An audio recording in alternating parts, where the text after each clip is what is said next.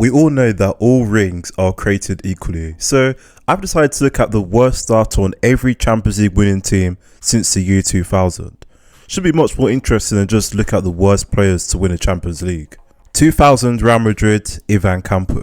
Ivan Campo is remembered for being a part of Real Madrid's modern dominance, but by 2000, he was basically just a backup centre-back filling in for an injured legend. He faced anxiety from the media and fans, and it showed with clumsy performances, frequent fouls and poor clearances. He did add some defensive stability, but his impact was overshadowed by more dominant defenders, and he didn't do much in attack. He did beat his former team Valencia, but he was just a backup, the least talented defender on the stats squad, not exactly a shining star. 2001 Bayern Munich, Thomas Link. Thomas Link scored the decisive penalty in the final shootout, but Oliver Kahn was far superior, saving 3 penalties alone. Link overall was a solid defender with elite heading ability, but his passing involvement was low, less than 70% passing accuracy. He had poor mobility and low aerial duels won. He was more of a stopgap centre-back in the Champions League run and rarely a key presence. Bayern were much more heavily reliant on Kahn, Effenberg and Elba. 2002 Real Madrid, Ivan Helguero. Another Ivan, but unlike Campo, Ivan Helguero was actually a reliable first choice defender in what was a full-strength Galacticos team. In a team with Zidane, Figo and Makelele, he was arguably the least effective. He did have 3 goals across the competition, but on the ball, he was very conservative with limited ball progression. He also averaged fewer tackles and interceptions than Hierro and Makelele, and was poor in the air. No clutch moments, and he was just a shallow defender behind the more dominant Hierro.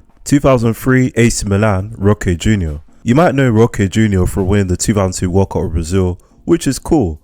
But for Milan, he was the weakest link of a legendary backline that included Nesta, Maldini, who was man of the match by the way, and Cafu. He was often caught out of position, had low tackling success and poor ball recovery numbers. Before the run, he struggled adapting to the physicality of the Premier League on loan at Leeds. So yeah, a World Cup and Champions League winner, but for Milan, he was just there letting the true legends do the work. 2004 Porto, Vitor Baio. Vitor Baio is widely considered one of the greatest goalkeepers of all time, so this might surprise many. But at 34, he was past his prime and showing signs of slowing reflexes. Mourinho's system, the defense and midfield, Carvalho, Jorge Costa, Costinha, Deco, Maniche, all did the heavy lifting. They allowed just 1 shot across 2 legs in the semi-final. Mourinho's system largely protected Baio, meaning he won the Champions League without having to do much. Mourinho was also spying on his own opponents. 2005 Liverpool, Jimmy Traore. Jimmy Traore was responsible for giving Milan their early lead,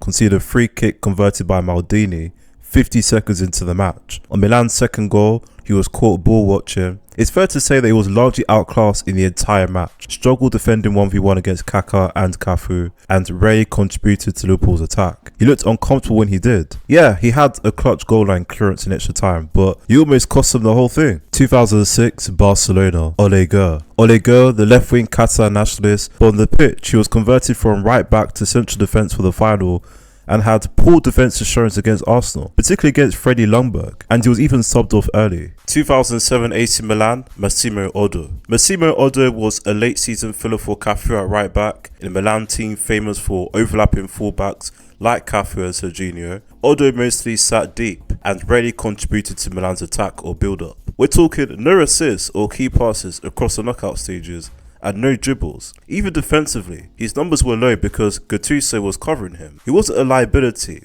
he just wasn't impactful. The next season, he was frequently dropped and clearly not part of Milan's long-term plans. 2008 Manchester United, Anderson. Anderson had minimal influence, limited ball winning or creativity, and underperformed in decisive moments. In the final against Chelsea, he was benched. The only reason he saw the pitch was to convert a penalty in the shootout. 2009 Barcelona, Silvinho. Silvinho was a backup left back who only started the final because Abda was suspended. Throughout the tournament, he had minimal attacking contribution besides 1 goal. He mostly sat deep with no key passes, tackles or dribbles in the final. He relied heavily on Busquets and Piqué defensively. It was also the year Chelsea had multiple huge penalty appeals denied and unpunished handball offences. He basically hitched a ride on some highly questionable refereeing and incredible talent, then immediately retired after the final. 2010 Inter Milan, Christian Chivu. The current head coach of Inter, who was the weakest link in Inter's backline at left back. He struggled for pace and relied on Zanetti for support. He had low dribble success, poor cross accuracy, and committed multiple fouls. 2011 Barcelona, Javier Mascherano. Yes, I know he's a legend. However, on this Champions League run, he often played out of position from his usual midfield role to centre-back due to Puyol's injury. He played well defensively with high successful tackles and interceptions, but he contributed the least in other areas involving Barcelona's dominance in possession and fluid playing style. We're talking no real progressive passes or attacking presence, and no long balls or final third entries in the final. He also happened to be a part of Messi's Barcelona where the refs were once again helping them out. 2012 Chelsea, Jose Bosingwa. The only reason he played regularly was due to suspensions to Ivanovic. He had 0 assists and 0 key passes in the knockout rounds and contributed minimal to Chelsea going forward. His passing accuracy was below 75% and he frequently lost duels, needing to be covered by Cahill and Mikel, especially in the final against Bayern. He was pretty much a passenger. Every other starter had a defining moment, but Bosingwa was just there. After the final, he was released from the club. 2013 Bayern Munich, Javi Martinez. The pundits say he was tactically important in Bayern's high press and breaking up plays, especially against Xavi and Iniesta's Barcelona. But you know what he didn't have? Clutch moments, creative input, or standout games in the knockout stages. He averaged less than 40 passes per game and was overshadowed by Schweinsteiger. No shots, low forward pass percentages, and no key passes in the final. 2014 Real Madrid, Alvaro Arbeloa. Alvaro Arbeloa was often outpaced by dynamic opponents, while Real Madrid relied more heavily on Pepe, Ramos, and even Modric to cover his weaknesses. His 1v1 defending and pace declined, and in bigger games like the final, Carvajal was the preferred choice. He had no standout stats or major contributions despite playing consistently in knockout rounds. Going forward, he rarely overlapped and completed less than 1 cross per 90. In a team of Marcelo, Di Maria, Bale and Ronaldo, he wasn't required to do much. Just a heads up, he won't be the last Real Madrid right back or defender on this list. 2015 Barcelona, Sergio Roberto. Sergio Roberto was a versatile player who played in 7 different positions under Luis Enrique, but he was still the weakest link. He was mostly a functional fill-in for unavailable players. I mean, this team had Messi, Neymar and Suarez up front. Sergio Roberto just happened to be the guy with the least impact on a truly scary team. 2016 Real Madrid, Dani Carvajal. Solid sure, but minimal attacking presence or key involvement compared to the rest of the team. In the final against Atletico, he was tactically subbed out by the 52nd minute, which is telling. 2017 Real Madrid, Casemiro. I know what you're thinking. He scored that long-range strike in the final, which was deflected by the way, and he had a high volume of tackles. But honestly, his role was simplified as a defensive anchor. Ramos, Varane and Modric had better defensive dual success. I had to pick someone from that stacked Real Madrid side, and Casemiro rarely stood out, especially when you consider the creativity and passing accuracy of Toni Kroos and Luka Modric. Casemiro's impact was largely tactical fouls and sideways passing. 2018 Real Madrid, Lucas Vazquez. Played both as a winger and right back, primarily used to track back and support the defense, but he wasn't trusted in the build-up as Modric or Isco were relied on for that. He was low impact, 0 goals, 0 assists, averaged less than 0.5 key passes per game, 3 dribbles or progressive carries, and his crossing accuracy was usually below 20%. He was an auxiliary fullback and not a true winger, making him the worst player in this championship team. 2019 Liverpool, Jordan Henderson. Also the heir to Steven Gerrard and ironically the only captain to make this list. He was the least impactful tactically and in stats and was mostly invisible in the final. 0 goals and 0 assists throughout the knockout stages, who left a 1 key pass per game. His forward pass percentage was low. Fabinho was much better defensively. Klopp only relied on Henderson for leadership, work rate and sideways passing, whilst Fabinho broke up plays, whilst Wijnaldum scored clutch goals.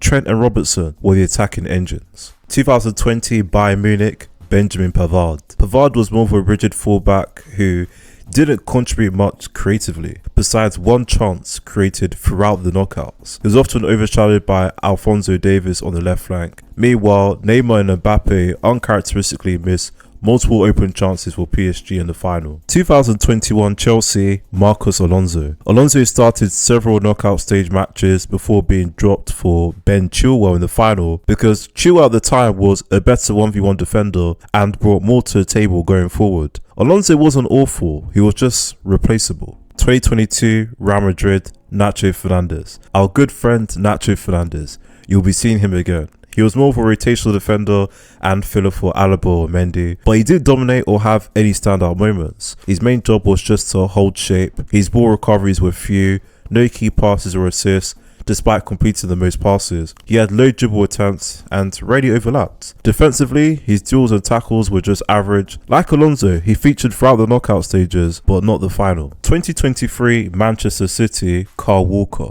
A reliable defender, sure, but not exactly match defining, as his role that year was mostly limited and least creative. Multiple players from this team had clutch moments besides Kyle Walker. 2024 Real Madrid, Nacho Fernandez. Again, it's our guy, Nacho Fernandez, the only player to feature more than once on this list despite being the vice captain. Again, reliable but very conservative. He was mostly a backup or rotational option. Compared to his peers, his stats are modest and of course no clutch moments. Nacho was a stable and steady low impact defender. So Nacho got another Champions League, barely breaking a sweat. 2025 PSG, Gianluigi Donnarumma. He's the first keeper since 2004 to make this list. In the final, PSG dominated possession and had a stacked, well-disciplined team, so little was required of him besides just 2 saves. He barely touched the ball in other knockout fixtures too. So there you have it, proof that not every Champions League winner is a hero. Remember to like and subscribe, and I'll see you guys in the next one.